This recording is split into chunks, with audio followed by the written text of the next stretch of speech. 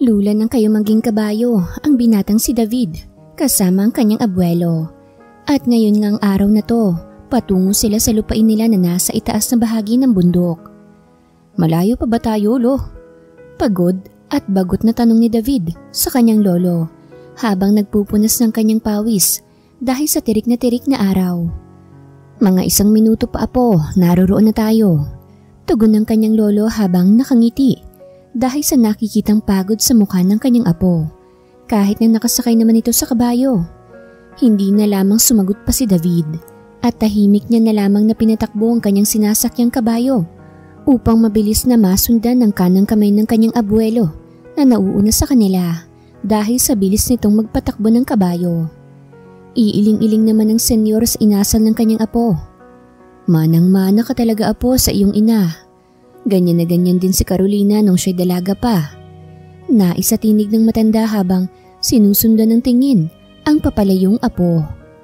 Tayo na, Bok. Sundan na natin ang mainipin kong apo. Sambit pa nito at sinimulang patakbuhin ng alagang kabayo. Hindi pa naman talaga mahina si Mr. Sebastian Colinares na siyang lolo ni David kahit na nasa mid-70s na ito. Purong gulay lamang kasi ang kanyang mga kinakain at hindi niya hinahaluan ng mga pampalasang merong kimikal. Kaya kahit na masasabi niyang siya'y matanda na, ay malakas at matikas pa rin siya. Kung titingnan ay mukha lamang siyang nasa 50. Pagkarating nila David at ng kanang kamay ng kanyang lolo, ay mainit silang sinalubong ng iilan lamang na magsasaka. Kung bibilangin ni David, ay mga 10 lamang ang mga lalaking magsasaka ng kanyang abuelo. Liban sa mag-asawa at anak nitong kasama. Magandang tanghali sa inyong lahat. Nais kong formal na ipakilala ang aking sarili sa inyo. Ang pangalan ko'y David at ako ang nag-iisang apo ng inyong senyor na siyang papalit sa kanyang pwesto sa paghawak sa inyong lahat. Magalang na saad ni David. Alam na yun ng lahat dahil ibinalita na yun sa kanila ng kanilang senyor bago ito umalis at pumunta ng syudad. Kaya palakpakan ang natanggap ng binata. At maya-maya pa nga ay dumating na rin ang lolo ni David. Kaya naman binati rin ito ng lahat. Kumain na po muna kayo, senyor at senyorito. Alok ng isang magsasaka na agad namang pinaunlakan ng mga ito. Mamaya ko na lamang ituturo sa iyo ang mga taniman, Apo, matapos natin kumain ng pananghalian. Saan ng lolo ni David na agad niyang sinang-ayunan. Kamusta pala ang mga pananim namin, Cesar? Tanong ng matanda sa pinakamasipag at matapat niyang magsasaka.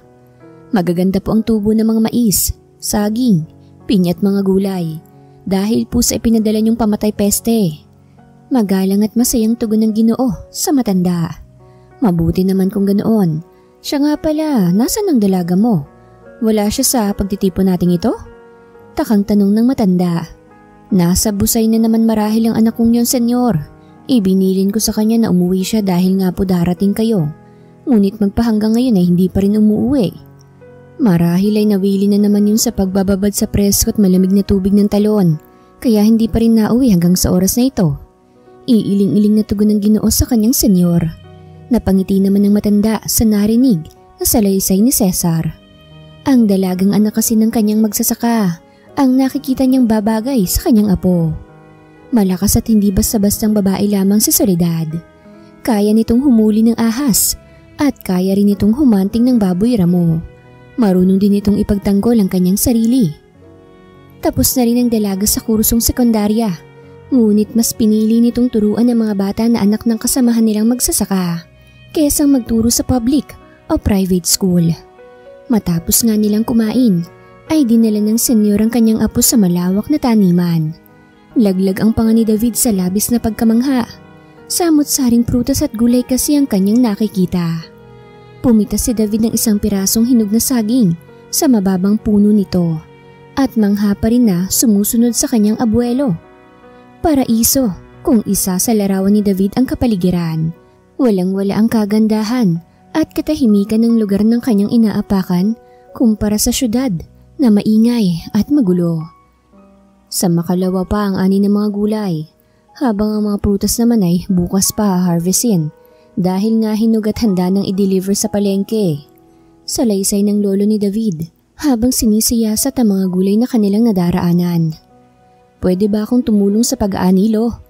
Tanong ni David sa kanyang lolo habang patuloy na ngumunguya ng saging. Abay oo naman apo, tumulong ka na rin sa paghahakot dahil hindi kaya ng truck na umakyat papunta rito. Hindi rin kaya ng kabayo kaya kailangan manumanuhin ang paghahakot. Wika pa ng kanyang lolo na nagpakunot ng noo ni David dahil hindi siya sanay sa pagbubuhat ng mabibigat. Oo, nagji-gym siya. Ngunit simpleng pagpapawis lamang ang pinipili niyang workout at hindi ang pagbuhat ng mga mabibigat. Nakakahiya naman kasi apo sa mga trabahador natin kung makikita nilang mahina at walang maiaambag ang bago nilang amo. Dagdag pa ng kanyang lolo dahil halata agad nito ang pagkadisgusto sa mukha ng kanyang apo. Fine. Madiin na tugon ni David at nagpatiunang naglakad dahil naagaw ng tunog ng lumalagaslas na tubig ang kanyang atensyon. Wow! Tanging lumabas sa bibig ni David nang makarating siya sa batis at sa itaas nito ay isang talon kaya naman talagang namangha siya ng husto. Hinubad ni David ang kanyang t-shirt at maging ang suot niyang pantalon at ang tanging itinira niyang saplot ay boxer shorts. Pinatunog muna ni David ang kanyang mga braso bago tuluyang sumisid. Sa gitna ng paglangoy ni David ay meron siyang napansin na babae sa ilalim ng tubig. Malinaw niyang nakita ang kabuuan ng isang babae nang makalapit siya ng konti rito at kitang-kita niya na tanging panloob lamang ang suot nito. May kinukuha itong kung ano sa mabatong bahagi ng kalaliman ng tubig na nagbigay sa kanya ng kuryosidad. Lumapit si David sa dalaga at tinapik ito sa balikat na labis ikinagulat ng dalaga kaya tinutukan siya nito ng hawak nitong sibat. Naalarma si David kaya dali-dali siyang umahon at kasunod nga nito ang dalaga. Sino ka? Anong ginagawa mo rito? Mataas ang boses na tanong ng dalaga kay David. Sabay tutok ulit ng hawak nitong sibat sa kanya. Ibaba mo nga yan at baka mamalikat dumapli sa perpekto kung mukha yung hawak mong sibat. Asik ni David na mas lalong nagpakunot ng noo ng dalaga kaya mas inilapit pa nito sa kanyang mukha ang hawak na sibat. What the heck? Put it down, woman! Kabadong bulalas ni David habang nanlalaki ang mga mata. Ngumisi ang dalaga at mas pinilapit pa ang sibat sa mukha ni David na halos 1 pulgada na lang ang layo. Kaya naman halos lumundag na ang puso ng binata. Fine, I'm David Colinares, Sebastian's grandson. Mabilis na pakilala niya sa dalaga. Ikaw palang tinutukoy ni senyor na hahalili sa kanya. Masyado kang duwag para sa posisyon ng iyong lolo. Mapang-insulto at iiling-iling na turan ng dalaga na nagpakulo ng dugo ni David. Hindi ako duwag babae. Madiin na saad niya habang kuyumang magkabilaan niyang kamao na nasa ilalim ng tubig kaya hindi yun napansin ng dalaga. Ngumisi lamang ang dalaga sa naging sagot ni David. Kung hindi ka duwag, patunayan mo. Hamon ng dalaga sa kanya. Anong klaseng hamon? Inis na tanong ni David sa dalaga. Manghuli ka ng ahas para sa gagawin kong pag-iihaw mamaya. Saad ng dalaga na nagpataas ang kaliwang kilay ni David dahil kalokohan ang nais nitong ipagawa sa kanya. Fine, I'll do it. So, where is that stupid snake? Napipilitan ng turan ni David na mas lalong nagpangisi sa dalaga dahil halata nitong hindi kaya ng kaharap ang kanyang hamon. Mauna ka munang umahon at isuot mo ang iyong saplot. Pagkatapos tumalikod ka at ipikit mong iyong mga mata. Utos ng dalaga kay David, sabay baba ng hawak niyang sibat. May I know your name first? Tanong ni David bago niya sundin ang utos nito sa kanya dahil hindi pa ito nagpapakilala sa kanya habang siya ay nakapagpakilala na. Soledad. Tipid na tugon ng dalaga na ikinatangutango ni David at tuluyan na ngang umahon. Matapos sundin ni David ang mga sinabi ni Soledad, ay pinasunod siya nito at dinala sa magubat na bahagi ng bundok. Nakikita mo ba yung sawang yon? Turo ni Soledad sa isang ahas na nakapulupot sa isang sanga ng matabang puno. Tumango lamang si David bilang tugon at pilit na itinatago ang kanyang takot dahil ayaw niyang masabihan ulit ng duwag. Yun ang huhulihin mo. Nakangising saad ng dalaga at inabutan ng tape si David para ipampulupot sa bibig ng ahas kapag nahuli na niya ito. Lumunok ng sunod-sunod si David at pinagpapawisang tumingin sa malabraso sa laking sawa na ipinapahuli sa kanya. Gustong matawa ni Soledad sa nakikitang takot sa mukha ni David. Kung hindi mo kaya, magsabi ka na para ako na ang siyang gagawa. Saad pa ni Soledad. O edi ikaw na. Tutal ikaw naman ang nakaisip na humuli ng lecheng ahas na yan. Dinaig mo pa si Jollibee. Masyado kang pabida. Mabilis na sabi ni David at padarag na ibinalik sa kamay ni Soledad ang tape. Tumalima naman ang tingin ni Soledad kay David at walang pag-aalinlangan lumapit sa pwesto ng ahas at hinawakan. Tsaka hinilang buntot nito. Pagkatapos ay maingat na hinuli ang bibig ng ahas, tsaka mahigpit na hinawakan. Lagyan mo ng tape ang bibig, bilis! Utos na Soledad kay David dahil masyadong malakas ang ahas na nahuli niya na nagpapangalay sa kanya. Lintik naman baka mabitawan mo at makagat ako. Ninenervyos na sambit ni David habang nanginginig na pinupuluputan ng tape ang bibig ng ahas.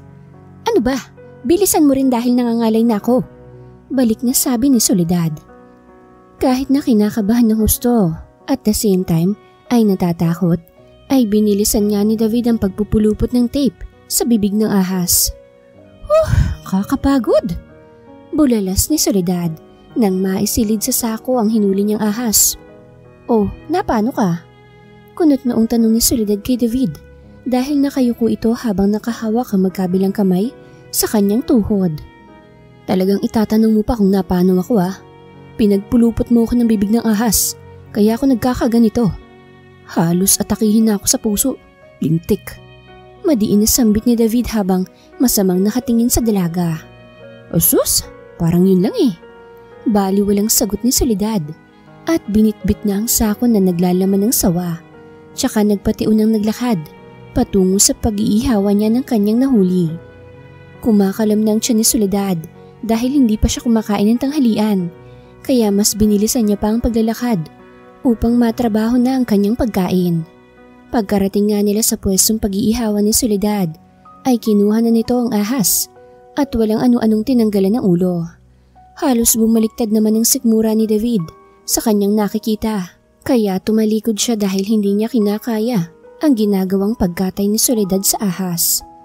Hindi pa rin talaga lubusang makapaniwala ni David na ang isang babaeng na nagtataglay ng maamong mukha ay makakayang gumawa ng mga imposibleng bagay. Hoy lalaki, tara, kakain na! Pasigaw na tawag ni Soledad kay David dahil medyo malayo ito sa kanya. Kunot noon namang inikutan ng mata ni David si Soledad dahil hindi niya nanaisin na ipasok sa loob ng tiyan niya ang mabangis na hayop na kanilang hinuli. Lalapit ka rito o ipapalapa kita sa buhaya na nasa may dulo ng talon. Pananakot ni Soledad para lamang lumapit sa kanya si David at kumain din ng inihaw niyang ahas. Walang buhaya sa bukid babae, kaya hindi mo ko mauuto. Inis na sambit ni David dahil sumusobra na ang dalaga sa pananakot sa kanya. Isa pa, hindi siya isang bata na maniniwala sa pananakot nito. Nagkibit balikat na lamang si Soledad nang tumalikod sa kanya si David at mag-umpisa ng humakbang paalis. Ingat ka na lang sa daan at baka matuklaw ka ng ahas. Takot ka pa naman sa ahas. Sigaw na sabi ni Soledad na nagpabalik kay David at mabilis na lumapit sa kanya. Halos sumakit ang tiyan ni Soledad sa labis na kakatawa sa naging reaksyon ng binata. Buisit! Maktol ni David at sinipa ang bato na nasa kanyang paanan dahil iniisa-isahan lamang siya ng dalaga. Tuloy ay nabuo sa isip niya ang gantihan nito. Humanda ka sa akin babae, may araw ka rin sa akin. Mahinang sambit ni David na hindi naman narinig ni Soledad dahil focus na focus ito sa pagtawa at pagngat-ngat ng inihaw na sawa. Napano ka apo at hindi maipintay ang mukha mo? Takang tanong ng senyor sa kanyang apo pagkarating nito. May babae kasing sumira ng araw ko. Inis na sagot ni David sa kanyang lolo na nagpakunot ng noo ng senyor at mataman siyang pinagmasdan. Sinong babae? Curious na tanong pa ng senyor dahil napakatapang naman ng babaeng iyon para mainis sa kanya ang isang David Colinares na kilala sa pagiging tuso sa kahit na anumang bagay. Malalaman niyo rin lo, sa ngayon matutulog muna ako dahil ang sama ng tiyan ko. Saad pa ni David at Hindi na hinintay pang pagsagot ng kanyang lolo at nagdire-diretso pagpasok sa kanyang silid. May bahay na ipinatayo ang senyor sa bukid na gawa sa bato at matitibay na gamit pambuo ng bahay. Kaya kahit na magkaroon man ng hindi magandang panahon, ay hindi basta-bastang masisira ang kanilang tinutuluyan. Ipinasya naman ng senyor na lumabas upang alamin ang nangyari sa kanyang apo. At sa paglabas niya ay nakasalubong niya si Soledad na may bitbit na dahon ng saging. "Magandang hapon po, senyor." Agad na bati ni Soledad. "Magandang hapon naman, iha. Ano ba iyang daladala mo?" Tukoy nito sa hawak ni Soledad. "Inihaw po na sawa, senyor." Nakangiting tugon ni Soledad na ikinatangu-tango ng matanda. "Nagkakilala na ba kayo ng aking apo, iha?" Usisa pa ng senyor kay Soledad na mabilis nitong tinanguan, kaya napangiti ang senyor dahil mukhang tama siya ng hinala na ang dalaga nga ang siyang dahilan ng pagkasira ng araw ng kanyang apo. "Sige ho, senyor, mauuna na ho ako dahil magtuturo pa ako sa mga bata." Paalam nito na agad sinang-ayunan ng matanda.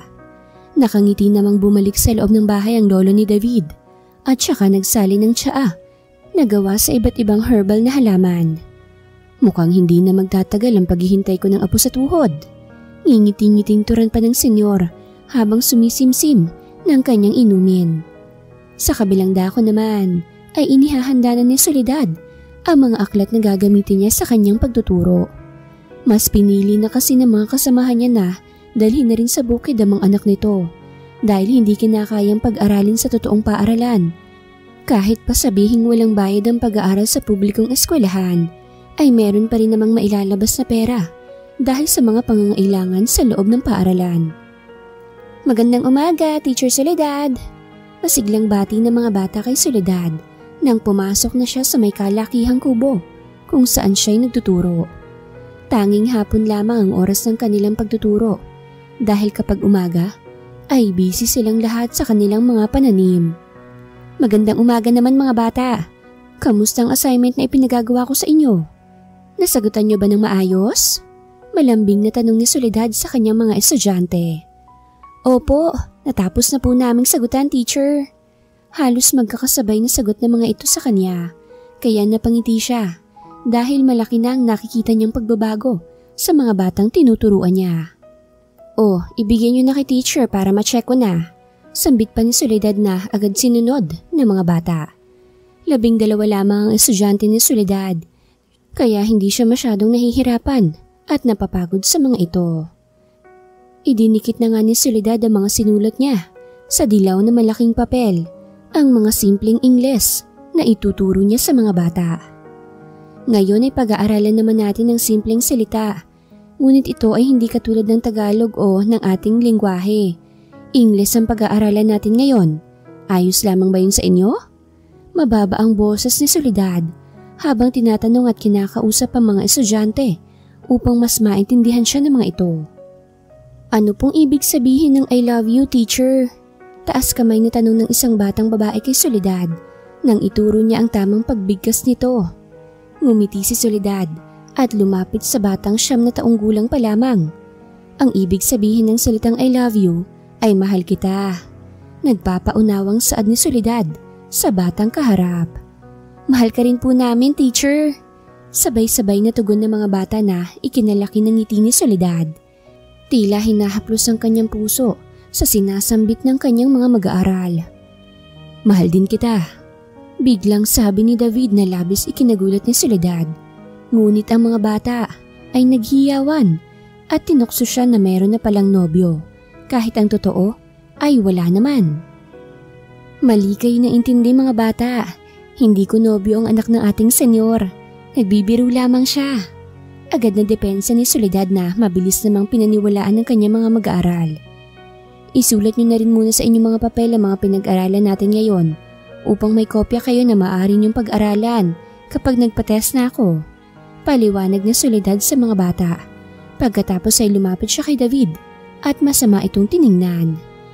"Anong trip mo sa buhay at nagbubulabog ka, ha mister?"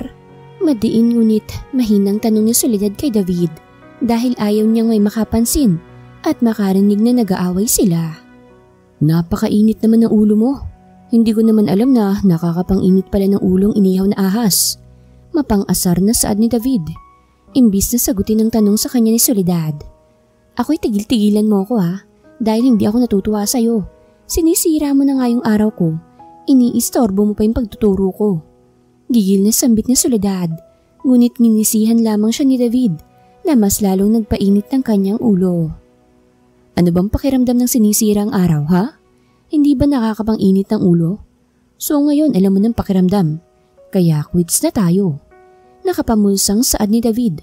Pagkatapos ay kinindatan niya si Soledad na labis na ang pamumula sa sobrang inis sa kanya. Piste!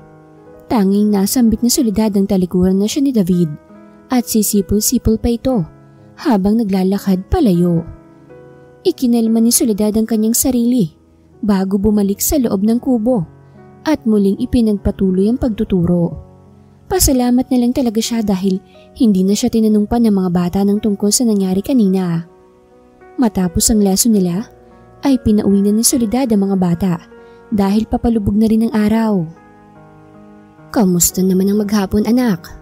Usisa ng ama ni Soledad pagka-uwi niya sa kanilang bahay na gawa sa kahoy ng nara at anahaw. Maayos naman ho, itay. Magalang na tugon niya sa kanyang ama. Nakita mo na ba yung apo ng senyor? Tanong pa ng kanyang ama, kaya yung inis niya kanina para sa lalaki ay muli na namang nabuhay. Ang apo ng senyor ay ang pinaka-antipatikong tao na nakilala ko. Alam mo ba, itay, na nag-cruise ang landas namin sa talon kanina. Tapos pinanghuli ko ng ahas kasi nagpipresinta. Ang kaso duwag naman pala at nagpanggap lang na matapang, kaya ako nang siyang humuli. Tapos kanina sa gitna ng pagtuturo ko ay sumausaw na naman siya. Tapos sinira niyang mood ko. Kaya talagang inis na inis ako sa ugag na yon. Gigil na salaysay ni Soledad sa ama. Tatawa-tawa naman ng kanyang ama. Dahil ito pa lamang ang kauna-unahang pagkukwento ng kanyang nag-iisang anak patungkol sa lalaki. Itay naman, bakit ho kayo natatawa? Samantalang iniinis ng lalaking yun ang maganda niyong anak. Nakanguso at nagtatampong sambit ni Soledad sa ama. Alam mo kasi, anak, ang mga ganyang bagay hindi dapat pinoproblema. Kung iniinis ka niya, di inisin mo rin. Basta wag ka lamang lalagpas at alamin mo ang limitasyon mo. Matanda ka na, Soledad. Nasa wastong gulang ka na. Kaya alam kong kayang-kaya mong resolbahin ang tungkol sa inyo ni Senyorito David. Tura ng kanyang ama tsaka tinapik-tapik ang kanyang balikat. Hindi naman makapaniwala si Soledad na iyon lamang ang naririnig niya sa ama, ni hindi man lang siya nito pinagtanggol. Mas lalo tuloy lumaki ang inis niya para sa binata. Nagdadabog ka ba, anak? Tanong ng ama ni Soledad matapos niyang gumawa ng ingay habang naglilinis ng kaldero. Hindi ho, itay. Sadyang papansin lamang tong kaldero kaya ako malampag. Labas sa ilong na tugon niya sa ama na ikinailing naman ito. O siya, ako ilalabas na lang muna dahil may pag-uusapan kami ni Senyor. Paalam ng kanyang ama na sinagot niya ng isang tango. Matapos umalis ng kanyang ama ay ipinagpatuloy niya ang pagsasaing at pagkatapos ay lumabas siya upang manguha ng kanilang uulamin. Plano niyang magtinola kaya kinuha niyang isang panungkit at nilagyan ang dulo ng isang piraso ng bunot. Pagkatapos ay tumingala siya sa punong pinagpapahanginan ng kanilang mga manok. Huli ka! Masayang sambit ni Soledad nang makuha ang manok na dumapo sa panungkit niya. Anong gagawin mo dyan?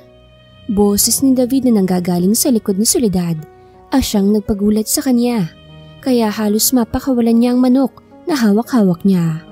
Buti na lamang at naging maagap siya sa paghuli ng paa nito. Kung hindi, ay hindi niya mailuluto ang nais niyang ulam. Wala kang pake. Sagot na lamang ni Soledad dahil ayaw niya nang masira palalo ang mood niya. Ang sungit mo naman. Hulaan ko, may regla ka kaya ang sungit-sungit mo. Nakahawak pa sa kanyang baba si David nang sabihin niya yon.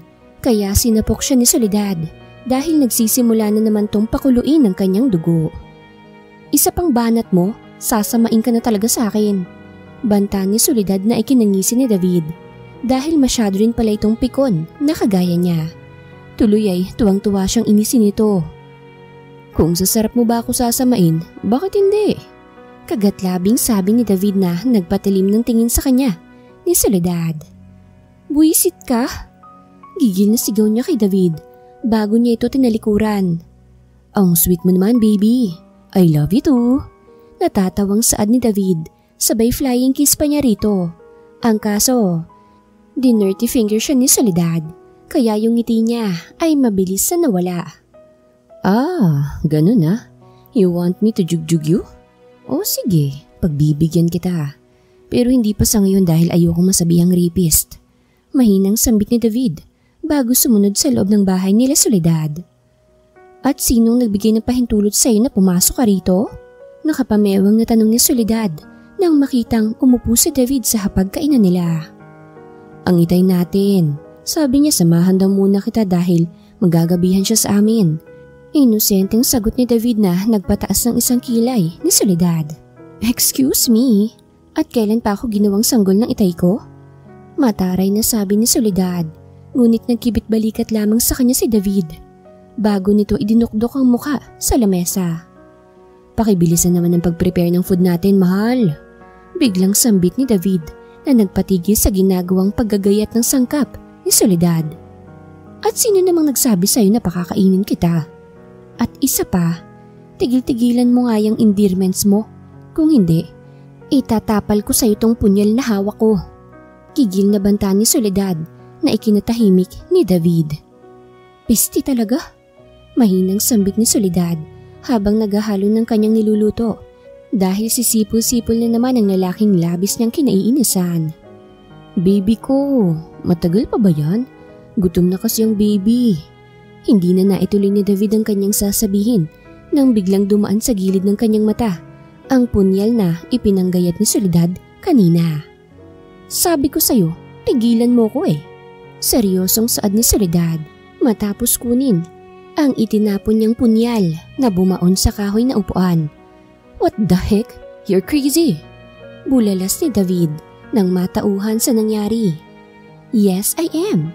Kaya kung ako sa'yo lalabas na ako dito sa bahay namin at hindi na ako kailanman iisorbuhin. Sambit pa ni Soledad. Tsaka pinagtulakan si David palabas. Hawak-hawak pa rin ni David ang kanyang dibdib dahil hindi niya pa rin lubusang matanggap na magagawang tapunan siya ng patalim ng dalaga. Wala nang nagawa si David kung hindi ang umuwi na lamang sa kanilang bahay upang doon na lamang maghapunan dahil hindi niya nanaisin pang bumalik sa bahay nila Soledad at baka masayang na talaga ng tuluyan ang kagandahang lalaki niya. Namumutla ka, apo. Ayos ka lang ba? Salubong ng senyor kay David pagkapasok nito sa kanilang tinutuluyan. Gutom lang siguro ako, lo. Katwiran niya at saka naglakad patungong kusina. Anong nangyari doon kay senyorito at mukhang balisa?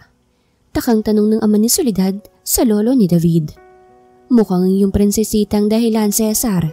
Hayaan na lamang natin sila dahil mga matatanda naman na sila. Natatawang tugon ng senyor. Tumango na lamang ang ama ni Soledad dahil tama naman ang opinyon ng kanilang senyor. Bukas na palang anihan ng mga prutas natin, kaya ihahabilin ko na sa inyo ang aking apo dahil kailangan ko nang bumaba bukas mismo ng madaling araw sapagkat aasikasuhin ko pa ang kumpanyang iniwan ng aking apo sa Maynila. Bilin ng senyor sa kanyang kausap. Makakaasa po kayo, senyor. Magalang namang tugon ni Cesar bago tuluyang magpaalam.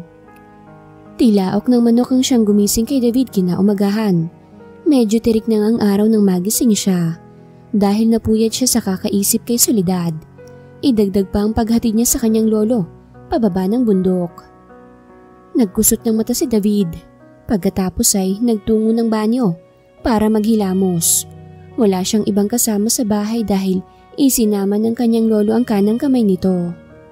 Ipinasya na lamang ni David na mag-init ng tubig para sa kanyang kape dahil hindi naman siya sanay na mag-almusal sa umaga. Habang nagpapainit ng tubig gamit ang single kalan, ay may biglang kumatok sa pintuan ng bahay nila David. Kaya mabilis niyang pinuntahan ng pintuan para ito'y buksan. Mukha ng magandang dilag ang siyang bumungad sa kanya pagbukas niya ng pintuan. Nais na sanang ngumiti ni David ngunit hindi niya magawa dahil ang sama ng tingin sa kanya ni Soledad. Kaya binating na lamang niya ito ng magandang umaga. Walang maganda sa umaga ko kung isang kagaya mo lang din ang makikita ko. Mataray na saad ni Soledad. Os? Talaga ba? Ba't nandito ka't dinadalaw ako? Mapanuksong tanong ni David kay Soledad. Sabay pinadausdos niya ang isa niyang daliri sa pisngi nang nagsusungit na si Soledad. Kapal? Nandito lang ako para ihatid tong kamote na pinapahatid ni Itay. Sabi kasi niya, senyor, palamunin ka raw namin dahil wala kang alam sa pagluluto. Napaka-irresponsabling lalaki. Simpleng luto lang, hindi pa alam. Inis pa rin natura ng dalaga, tsaka tinabig ang kamay ng binata. Grabe ka naman.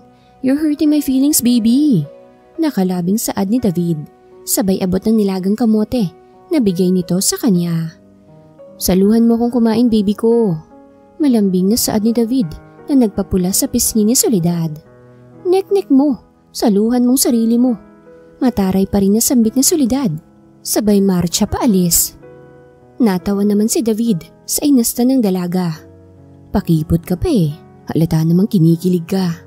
Mahinang sambit ni David habang nakasunod ang kanyang tingin sa papalayong dalaga. Binalingan naman ni David ang hawak na mangkok na naglalaman ng kamote na dala ni Soledad.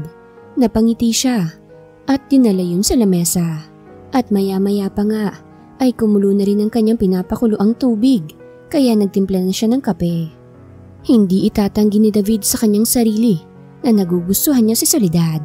Kakaiba kasi ang babaeng to at ang mga pagtataray nito sa kanya ay nahulog agad ang loob niya para dito. Binilisan na ni David ang pag-aalmusal dahil ngayong araw ang anin nila ng mga prutas. Matapos nga niyang mag-almusal, ay naligo na muna siya bago pumunta ng taniman. Simpleng t-shirt at isang kupas na pantalon ang piniling isuot ni David dahil magbubuhat siya maya-maya kaya paniguradong madudumihan din lang siya. Kaya iyon na ang pinili niyang isuot. Magandang umaga, senyorito. Bati ng lahat kay David pagdating niya sa malawak na pinagtataniman ng kanilang aanihin. Magandang araw din sa inyong lahat, maging sa iyo. Magandang binibini. Balik na bati ni David sa lahat.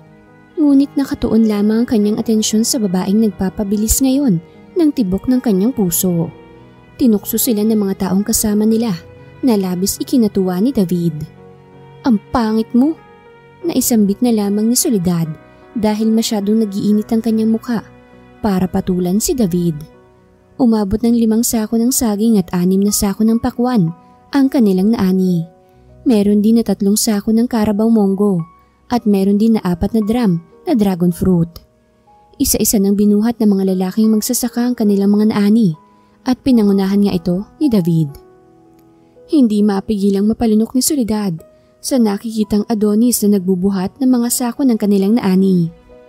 Napakatikas naman talaga ng ating senyorito. Kung palagi ba namang ganyan ang makikita ko araw-araw, mas pipiliin ko ng tumira dito kesa bumaba ng bundok. Tura ng kaibigang dalaga ni Soledad na nagpakibot ng kanyang sentido. Hindi magandang pagpantasyahan ng hindi natin kalibel, kaya itigil yung kahibangan yung yan dahil masasaktan lamang kayo. May diin niyang sabi sa mga ito. Kinikilala at ginagalang si Soledad ng kanyang mga kasamahan dahil sa libre niyang pagtuturo sa mga kadugo nito na tinuturuan ng dalaga kaya hindi nila ito magawang sagutin at rasunan. Hindi na makayanan pa ni Soledad ang kanyang nakikitang paghangan ng mga dalagang nagpapantasya kay David, kaya ipinasya niyang umalis at magtungo sa talon. Feel niya naman ang pagnanasa ng mga dalaga dito sa bundok. Tss, mukha siyang tipaklong. Bubulong-bulong na saad ni Soledad habang nagbabato ng maliliit na bato sa talon. Nagsiselos ka ba? Sambit ni David na nagpagulat kay Soledad. At sa labis niyang pagkabigla sa presensya nito ay nadulas siya at nahulog sa talon. Mababaw lamang ang talon kaya hindi naman napano si Soledad kaya napanatag na si David. Kinabahan ako sa iyo. Akala ko mapapano ka na kapag nahulog ka. Butit ayos ka lang. Sa susunod na mahuhulog ka, pwede bang sa akin naman? Bulalas ni David nang makaahon silang dalawa. Bakit? Pinagdasal mo ba na sana matuluyan ako para wala nang buburaot sa buhay mo? Tsaka nga pala, never ako mahuhulog sa'yo.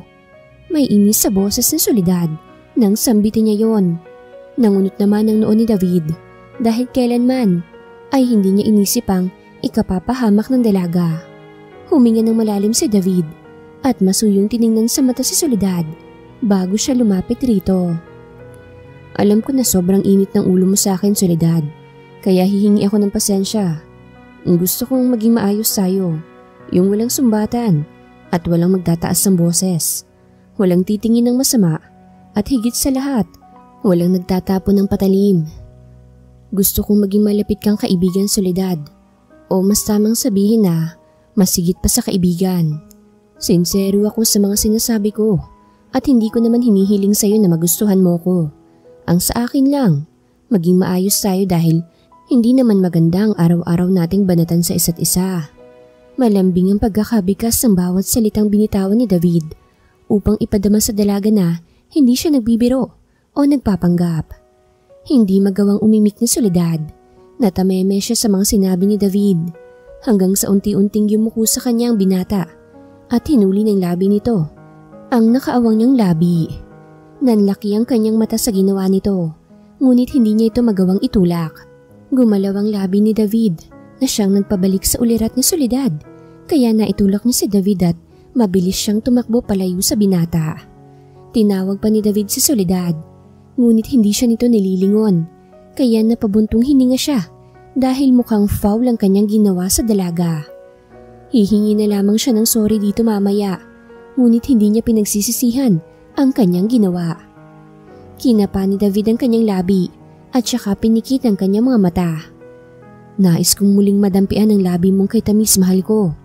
Nais at tinig ni David habang patuloy na hinahaplos ang labing dumikit sa labi ng babaeng kanyang gusto.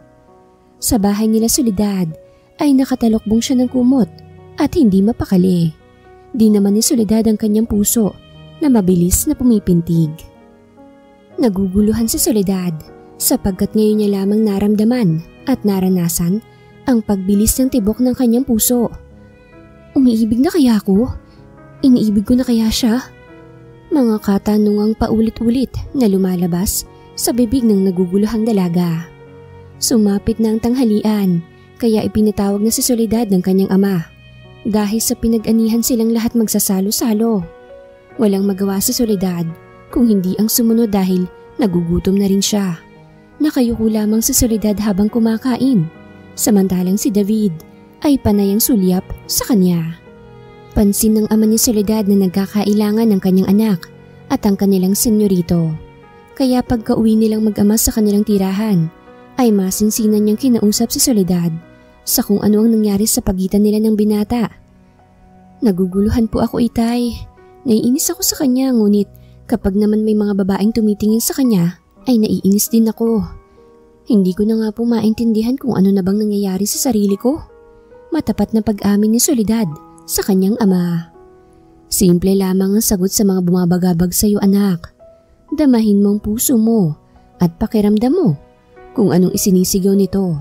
Pagkatapos ay tsaka mo sabihin sa kanya. Huwag kang mahiya. Mas magandang maging vocal, anak, kaysa pagsisihan mong itago at binaliwala mo ang nararamdaman mo. Damang-dama kita, anak, dahil ganyan na ganyan kami ng iyong yumaong ina noong kami nagkakalituhan pa. Matalino ka naman, anak, kaya batid kong alam mo kung anong pinupunto ko. Ang masasabi ko lamang ay masaya ako sa kung anumang magiging desisyon mo. Sandali lamang at may pupuntahan pa ako. Tinapik ng ama ni Soledad ang kanyang balikat, tsaka ito lumabas dahil plano rin itong kausapin ng masinsinan ang lalaking nagpapagulo sa isipan ng kanyang prinsesa. Magandang hapon, iho. Maaari ba akong tumuloy? Saad ng ama ni Soledad nang mapagbuksan ito ni David ng pintuan.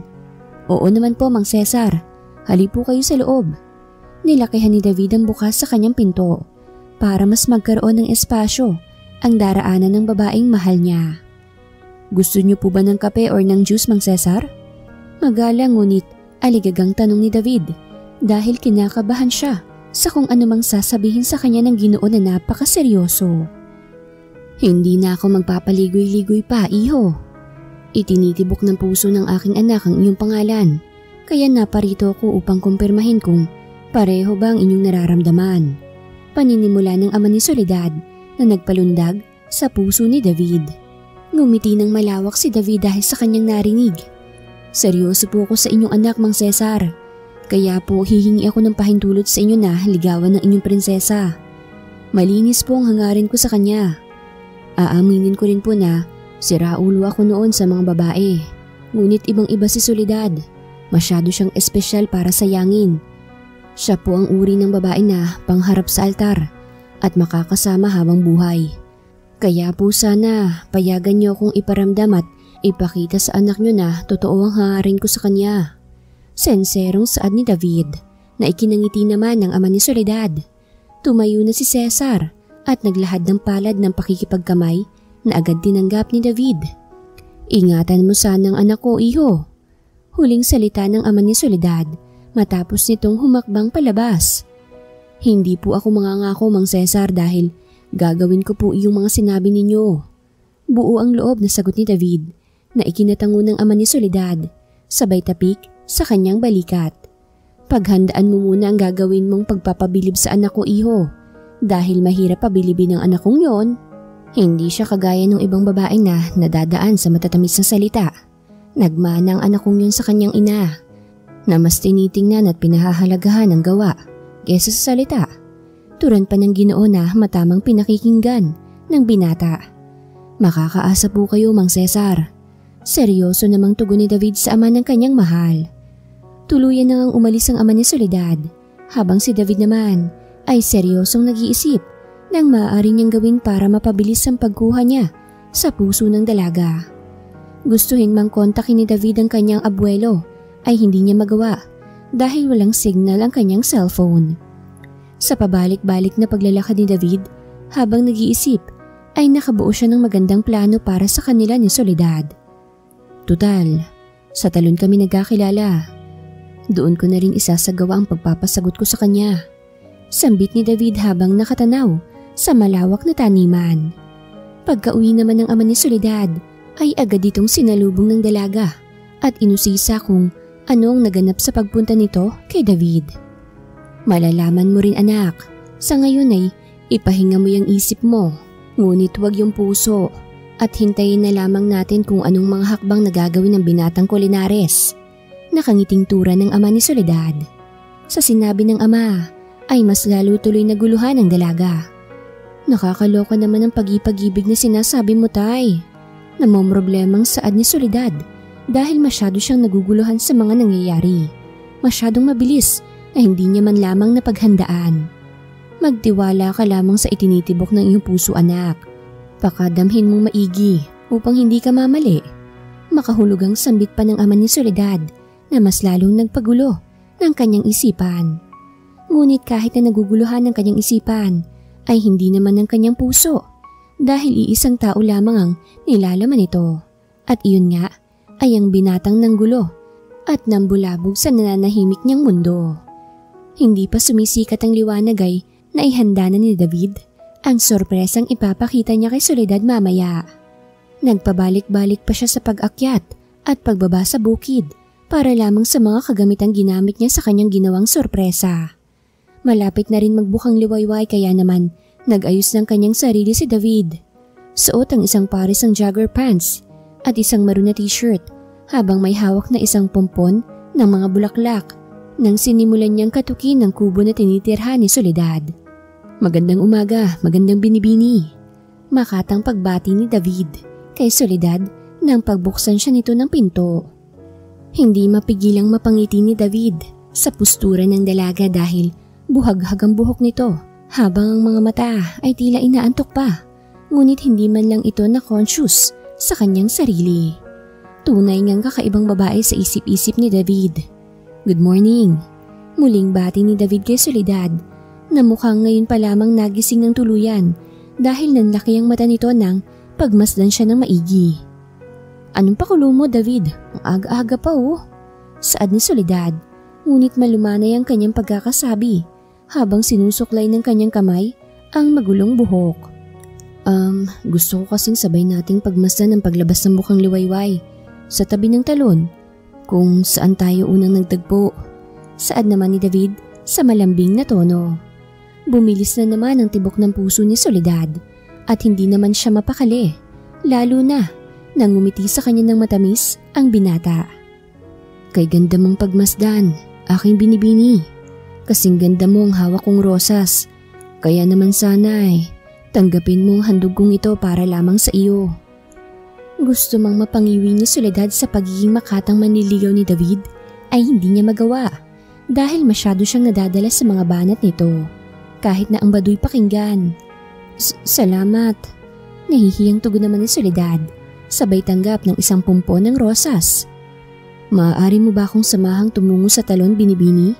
Saad pang muli ni David habang nakahawak sa kanyang batok dahil kahit na nag-ipon pa siya ng sangkaterbang lakas ng loob kagabi ay mukhang kulang pa rin dahil nahihiya siya ngayon sa dalaga. Hindi niya alam kung tama ba ang kanyang ginagawa. Basta na lamang kasi siyang sumasabay sa agos at sa isinisigaw ng kanyang puso. Pwede bang mag-ayos muna akong sarili ko?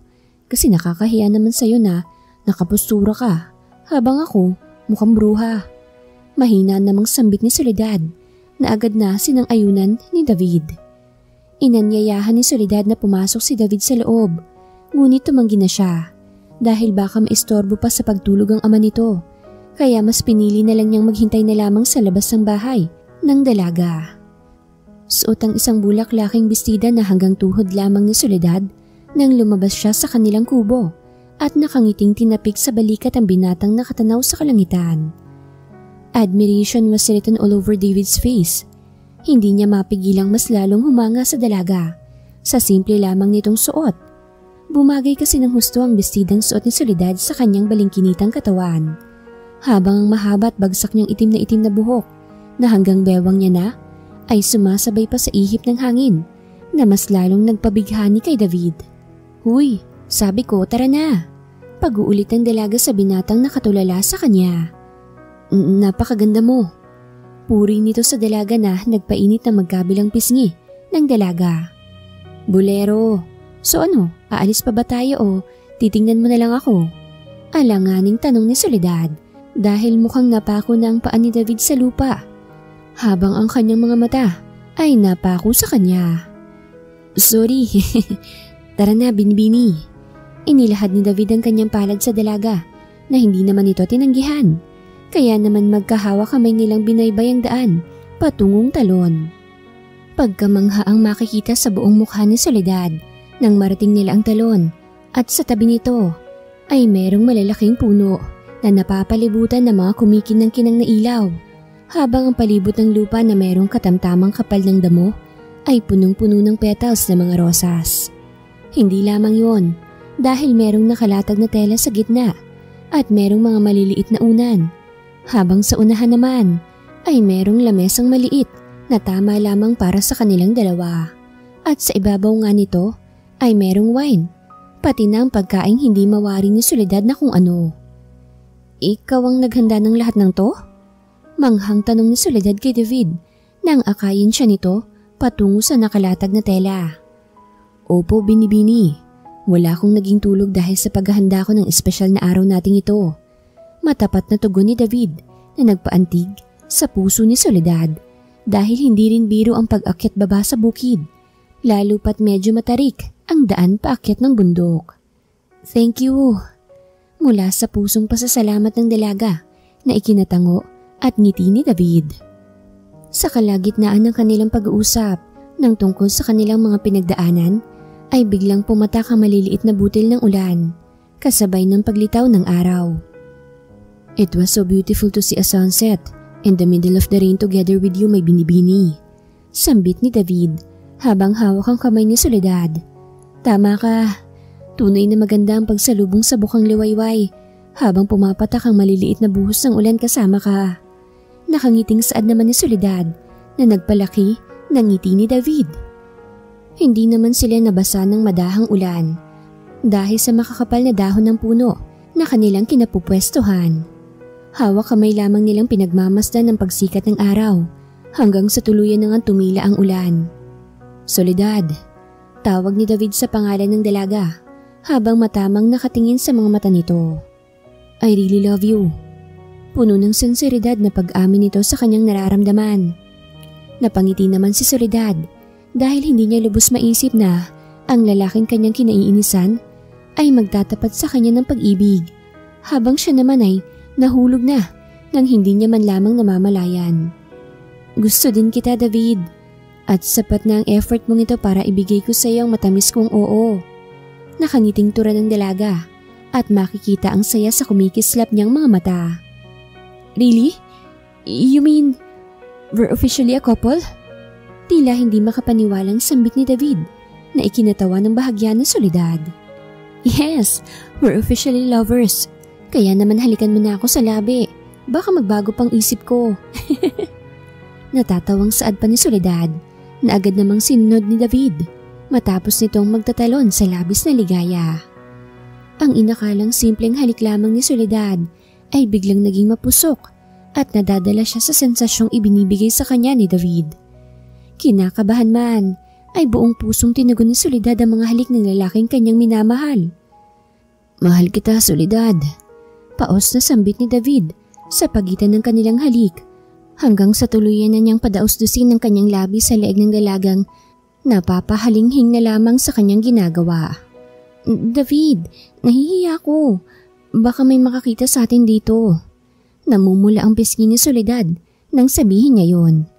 Walang sino man ang makakakita sa atin, mahal ko, dahil pinagbawal ko sa lahat ang pumunta o kahit na tumuntong sa pwesto nating to. Kaya huwag kang mag-alala, mahal ko. Mahinang paliwanag ni David na hindi man lang humiwalay ang mga labi niya sa katawan ng dalaga. Napapaliyad na lamang si Soledad sa kakaibang pakiramdam na ginagawa sa kanya ni David. I promise to be gentle, mahal ko. Malamlam ang mga mata ni David habang nakatitig sa mga mata ni Soledad na ngayon ay napapangiwi sa labis na sakit.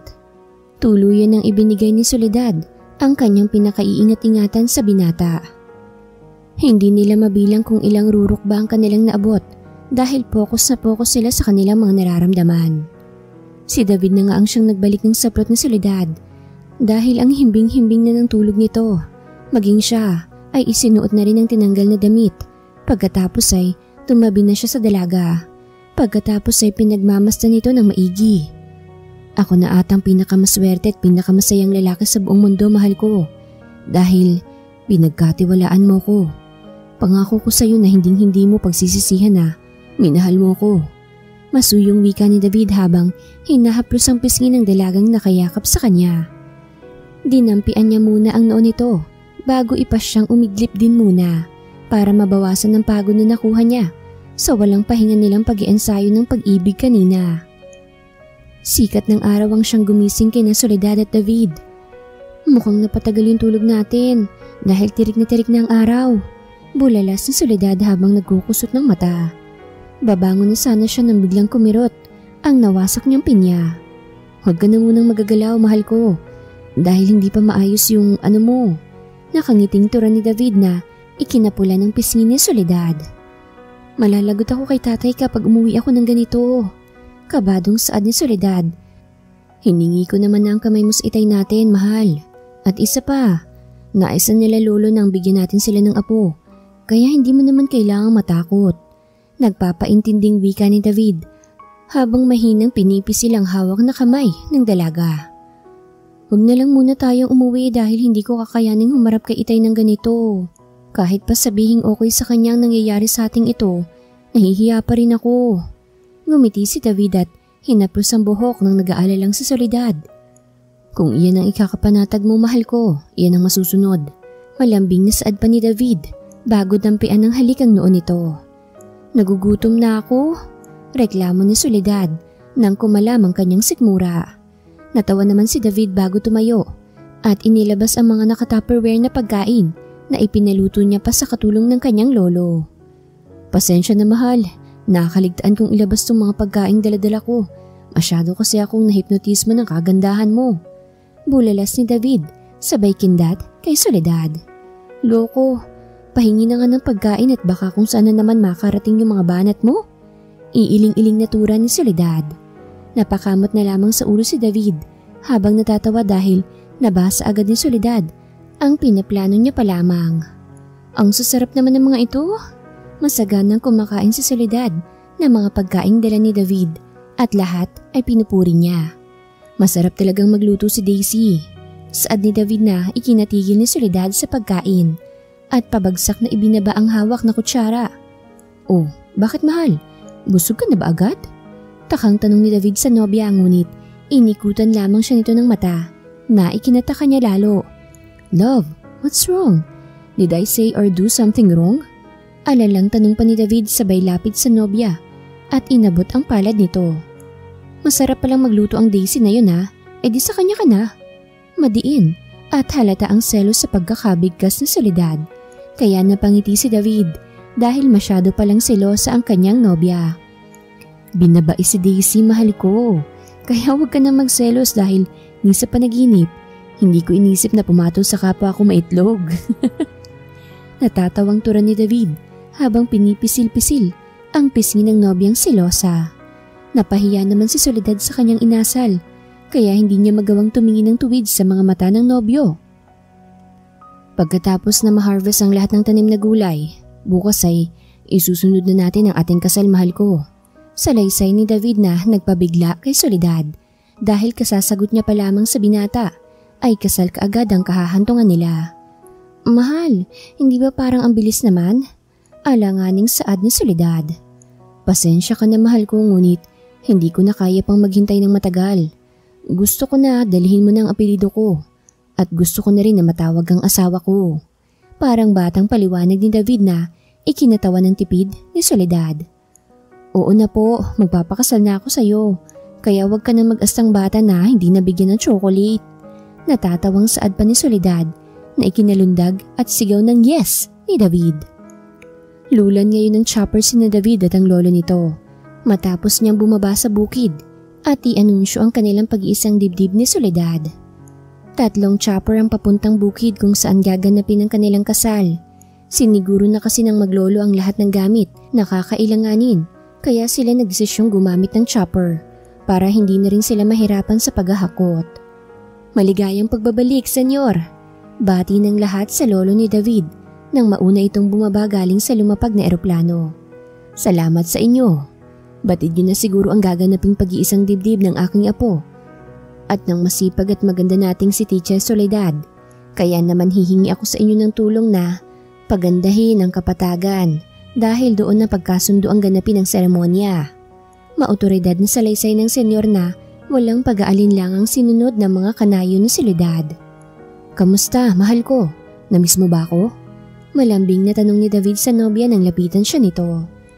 Hindi naman gaano dahil halos kalahating araw ka lang namang nawala at saka hindi kita masyadong inalala dahil busy rin kasi ako sa pagtuturo sa mga bata. Malumanay na salaysay ni Soledad na ikinatango ni David. Nakahanda ka na ba mamaya para sa gaganapin nating pag-iisang dibdib, mahal ko? Masuyong tanong ni David sa kanyang nobya. Medyo kinakabahan, mahal ko, pero mas lamang ang saya dahil sa wakas makakasama ko na panghabang buhay ang lalaking binigay sa akin ng Diyos. Maging ako, mahal, lubos ding nagagalak dahil magsasama na tayo bilang isang tunay na magkabiyak.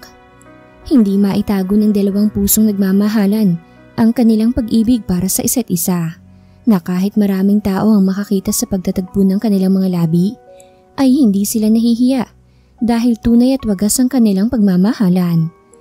Matapos nilang pagsaluhan ng isang matamis na halik, ay iginiya ni David si Soledad sa kanilang bahay upang ipasukat rito ang biniling wedding dress. Ikaw nang bahalang mag-ayos sa mahal ko, Daisy, dahil kailangan ko na rin maghanda sapagkat 2 oras na lang magsisimula ng kasal. Saad at bilin ni David sa kanilang katulong na maalam din sa larangan ng pag-aayos at pagpapaganda dahil may sarili na itong beauty shop na ang senyor pa mismo ang siyang nagpatayo para sa kanya. Ako nang bahala sa kanya, sir. Gora ka na para ma-makeover ko ng yung bride. Pumipilantik pang kami ni Daisy habang pinagtulakan ang kanyang Sir David. Tatawa-tawa namang pumasok na sa loob ang binabaing si Daisy at sinimula na ngang ayusan si Soledad. Ibang-iba rin talagang beauty mo, Madam Soledad. Kaya naman pala na humaling ng husto sa inyo si Sir. Saad ni Daisy habang inaayos ang lace ng dress ni Soledad. Salamat. Tangi na lamang nasabi ni Soledad dahil masyado siyang flattered sa mga sinabing papuri nito sa kanya. Ready ka na ba, anak? Tanong ng ama ni Soledad nang pumasok ito sa loob. Naghihintay na sila sa pagmamarcha mo, kaya tara na. Saad pa ng ama ni Soledad, tsaka lumapit sa anak at maingat na inalalayan palabas. Salamat po itay. Madamdaming saad ni Soledad habang naglalakad sila sa pulang makapal na tela, nakalatag hanggang sa kinatatayuan ni David. Walang anuman anak ko, masaya ako para sa inyo. Dahil sa wakas, natagpuan mo na rin ang lalaking makakasama mo habang buhay. Nakangiti ang ama ni Soledad nang sambitin niya yon sa kanyang anak dahil sa totoo ang kanyang sayang nararamdaman. Ingatan mo ang prinsesa ko David, kagaya ng kung papaano ko siyang iningatan hanggang siya'y magkaisip at humantong sa hustong gulang. Ngayon ay maluha-luha na ang ama ni Soledad. Makakaasa po kayo sa akin itay. Kung papaano niyo pong inalagaan at minahal ang mahal ko ay tutumbasan ko ng higit pa sa buhay ko. Igagalang at pakamamahalin ko po ang inyong anak hanggang sa huling hininga ko. Pangako ni David na ikinapanatag na ng loob ng ama ni Soledad. Tinapik pareho ni Cesar ang mga balikat ng kanyang mga anak bago tuluyang humakbang patungo sa kanyang pwesto. Ngayon ay masasaksihan natin ang pag-iisang dibdib nila Soledad Camasis at David Colinares. Saksi ang Diyos maging ang mga bisita na dumalo sa inyong pagmamahalan, kaya bilang pagbibigay ng pahintulot sa akin ng Panginoon, ikaw Soledad Camasis at David Colinares ay itinatalaga akong ganap ng mag-asawa. Maaari mo nang hagkan ng iyong asawa David. Saad ng pari. Humarap si David kay Soledad na ngayon ay kanya ng asawa at nakangiting itinaas ang dahan-dahan ng suot nitong belo. Mahal na mahal kita. Mahinang bigkas ni David na si Soledad lamang ang nakaririnig. Mahal na mahal din kita David. Tugon naman ni Soledad habang lumuluha dahil sa labis na kaligayahan. Pinawin ni David ang luha ng kanyang asawa bago niya ito dahang-dahang hinagkan sa labi. Palakpakan ng lahat ng matapos ang mainit at matamis na paghahalikan ng dalawang taong nagmamahalan. Matapos ang kasal ay dumiretso na silang lahat sa taniman kung saan inilatag ang mga handa. Kung ang mag-asawa ay labis ang saya, ay ganoon din ang ama at lolo ni David dahil natupad na ang mga hiling nila para sa kanilang anak at apo. Lumipas pa ang 1 buwan at nalaman nilang nagdadalang tao na si Soledad, kaya naman ipinasya ni David na bumaba na muna sila ng bundok upang mas mapangalagaan ang pagbubuntis ng asawa dahil nasa komunidad ang mga maalam at makakatulong sa ikakabuti ng dinadala ni Soledad. Walang pag-aalinlangang pumayag ang ama ni Soledad na isama ni David ang asawa pababa ng bundok dahil may katwiran ng lahat ng tinura nito. Nagpadala na lamang si David ng 3 guro at nagpagawa na rin siya ng maayos na paaralan. Inasikaso na rin ni David ang pagpapailaw sa bundok dahil labis ang hirap ng walang kuryente. Nagpagawa na rin ng pagripo si David para hindi na mahirapan ang mga trabahador nila, maging ang ama ni Soledad sa pag-iigib ng tubig sa talon. Kaya mo yan mahal ko, nandito lang ako para sa inyo ng anak natin. Pagpapalakas ng loob ni David sa kanyang asawa habang ipinanganganak na nito ang kanilang unang anak. Hinalikan ni David ang noon ng namamawis niyang asawa at mahigpit na hinawakan sa kamay. Awang-awa siya sa nakikitang paghihirap ng kanyang asawa na kung pwede niya lang akuin ang sakit ay ginawa niya na. Pushpa miss, nakikita ko ng ulo ng iyong anak. Saad pa ng doktora na nagpapaanak kay Soledad. Isang parasahang pag-ire ang ginawa ni Soledad na nagpalabas na ng tuluyan sa kanilang napakagandang anghel. Thank you so much love. Napakatapang mo mahal ko. Puno ng pagmamahal na sambit ni David nang mairausan ng kanyang asawa ang panganganak. Nagdidiliman ang paningin ni Soledad ay pinilit niyang lakasan ng loob dahil nais niyang madama at masilayan ng anak na ngayon ay nililinisan pa ng doktora. Princess Olier, baby ko. Naluluhang sambit ni Soledad nang tuluyan ng iabot ng doktora sa kanya ang kanilang anghel. Congratulations, you both did a great job. Puri ng doktor sa mag-asawa na ikinangiti lalo ng mga ito. Matapos nila magpasalamat sa doktor ay lumabas na ito. Kasunod ng paglabas nito ay ang pagpasok naman ng ama at ng lolo ni David. Kay gandang bata, manang-mana siya sa iyo, apo. Kuhang-kuha niya ang iyong mga mata at maging ang iyong mga ilong, habang ang kanyang labi naman ay nakuha sa iyo, iha. Lubos ang saya ng senyor habang pinagmamasdan ang apo niya sa tuhod. Lumapit na rin ang ama ni Soledad sa kauna-unahang apo nito at ito naman ang nagbuhat. "Kamusta apo ko? Ako ang lolo Cesar mo. Tama ang lolo Sebastian mo apo. Napakaganda mo." Napapangiti naman ang mag-asawa habang pinagmamasdan ng kanilang ama at lolo na giliw na giliw sa kanilang anak. Ibinigay lamang nito sa kanila si Princess Olier nang umiyak na ito. Nagpaalam na muna ang dalawang ginoo dahil magpapadede na si Soledad. Lumipas naman ng isang araw ay inilabas na rin ng ospital si Soledad. Kumuha rin ng isa pang katulong si David para maging katuwang ng asawa sa pag-aalaga ng kanilang anak. Paminsan-minsan ay pumupunta ng Maynila si David para gampanan ang pagiging CEO at pagkatapos ng lahat ng kailangang asikasuhin ay muli siyang uuwi sa kanyang mag-ina. "Good morning, mahal," bungad ni David sa bagong gising niyang asawa habang may hawak na isang pumpon ng bulaklak. "Kanina ka pa ba dumating, mahal?" Pupungas-pungas na tanong ni Soledad sa asawa dahil hindi niya man lang napansin ang pagdating nito. Napuyat kasi siya ng husto sa pag-aalaga ng kanilang 2 buwan pa lamang na anak. Ayaw din kasing iasa lahat ng Soledad sa katulong ang pag-aalaga sa baby dahil mas gusto niyang siya ang purong nagbibigay ng aruga sa sarili niyang dugo at laman. "Kararating ko lang, mahal. Kamusta kayo ng baby natin? Hindi ka ba pinahirapan ng prinsesa natin? Malambing na tanong ni David sa asawa habang hinahalik-halikan ng leeg nito. "Hindi naman masyado, mahal. Medyo napuyat lang ako kaya hindi ko naramdaman ang pagdating mo." Halos pabulong na ang pagtugon ni Soledad sa kanyang asawa dahil nadadala na siya sa ginagawang paghalik nito sa kanyang leeg, pababa sa kanyang dibdib. "Pwede na ba, mahal ko?" Paos na tanong ni David sa asawang napapaliad na dahil na-miss niyang ginagawang to noon sa kanya ng asawa. Magmula kasi nang lumobong siya ni Soledad ay hindi na nagtangka pa si David na angkinin siya dahil natatakot itong baka matamaan ng kanilang anak. Kahit na sinabi ng doktor na pwede pa at hindi naman mapapano ang bata, ay ayaw talaga ni David. "Yes, please." Pabulong na pakiusap ni Soledad sa asawang sumasamba na sa buo niyang katawan. Walang sinayang na sandali si David dahil matagal siyang nagpigil at nandabik sa asawa. "I love you so much, my Soledad." Mahinang saad ni David nang bumagsak siya sa tabi ng asawa niya matapos marating ang kanilang kasukdulan. "Mahal na mahal din kita, aking pinaka-best na asawa." Nakangiting tugon ni Soledad habang hinahaplos ang buhok ng nakayakap ni si David sa kanya. Nais pa sanang humirit ni David ngunit nagising na ang kanilang anak. "Ako naman ang magbabantay kay baby, mahal. Magpahinga ka na lang muna dahil mamaya papagurin ulit kita."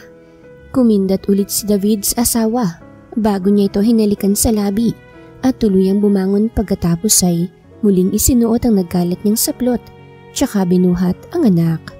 Napapangiti naman si Soledad sa nakikitang karesponsablihan ng kanyang mahal na asawa. Tunay nga mga binitawan nitong pangako na pinakamamahalin at aalagaan silang mag-ina. Ipinikit ni Soledad ang kanyang mga mata dahil kanina pa siyang inaantok. Sumabay pa ang pagod niyang katawan dahil sa walang sawang pagsasalaw nila ng kanyang asawa sa musika ng pag-ibig, kaya naman mabilis siyang nakatulog. Ipinasya namang lumabas ni David upang paarawan ng anak. "Kamusta ang cute na cute kong prinsesa? Hindi ka ba nagpasaway kay mama?" Pagkausap ni David sa anak habang isinasayaw-sayaw ito. "Apo," tawag ng lolo ni David sa kanya na nasa labas ng kanilang bahay. Tinawag ni David si Daisy upang pagbuksan ng kanyang lolo dahil hindi niya mabubuksan ng gate ng buhat-buhat ang kanyang anak. "Tatay na tatay ang datingan mo, apo ah. Kamusta naman? Hindi ka ba nangangapa o nahihirapan?" Tanong agad ng lolo ni David nang makalapit ito sa kanya. "Masaya, lo. Hindi naman mahirap. At hindi naman ako masyadong nangangapa dahil pinag-aralan ko talaga ito at pinaghandaan." Proud na sagot ni David na ikinangiti ng kanyang lolo. Nag-usap pa sila ng kung ano-anong tungkol sa negosyo at sa pamilya bago tuluyang nagpaalam ang lolo ni David. Napatulog ng muli ni David ang anak Kaya naman bumalik na siya sa kwarto nila mag-asawa. At I love you. Ikaw ang pinakamagandang nangyari sa buhay ko, mahal. Kayo ng anak natin. Kaya naman sobra akong nagpapasalamat sa iyo dahil binigyan mo ng kulay ang mundo ko. Akala ko noon wala nang darating na seryosong relasyon sa akin. Ngunit nagkamali ako. May plano pala ang Diyos para sa akin. Kaya pala hindi niya ako pinag-iistay sa mga nakakarelasyon ko noon dahil nakatadhana ako para sa iyo. Mahal na mahal kita, aking soledad. Mga salitang binitawan ni David para sa kanyang pinakamamahal na asawa bago niya tuluyang ipikit ang kanyang mga mata. Wakas.